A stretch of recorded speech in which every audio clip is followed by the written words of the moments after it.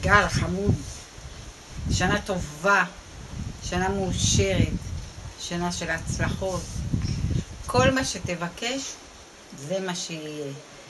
אז אוהבת אותך, ולחיים.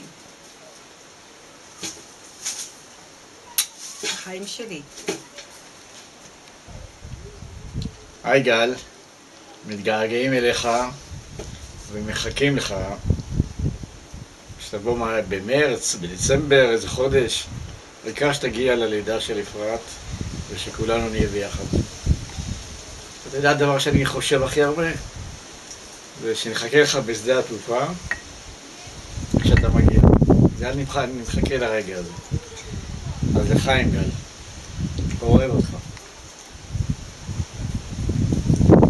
ביי חמוד. היי גל, מה נשמע? איך בחול? כולנו מתגעגעים אליך, אפילו מומו הקטן מתגעגע אליך.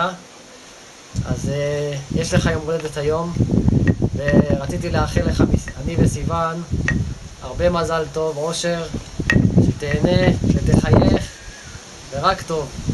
ומתגעגעים אליך, נשיקות מאיתנו. גל, הנה, השנה כבר התחילה, ואנחנו כבר מחכים כבר ליום כיפור, שבדרך כלל אתה איתנו, אבל השנה אתה עדיין בחו"ל. יאללה, תחזור כבר, הגיע הזמן, כבר מתגעגעים אליך. עזוב, אל תקשיב לאבא, תישאר, נשלח תמונות. תבוא הביתה, זה בסדר, מחכים איתך. יש הרבה עבודה בגינה. נכון, וצריך לתקוע עמודים ביני לבין בצלאל. זה אחת הסיבות שאתה צריך להישאר. אז מחכים דרך לך. אגב, אבא לקח 7 מספרים בלוטו, אבל הוא לא מספר לך. מחכה בכיליון עיניים. תעשה חיים עדיין. יאללה. אוהבים אותך. ביי חמוד. ביי.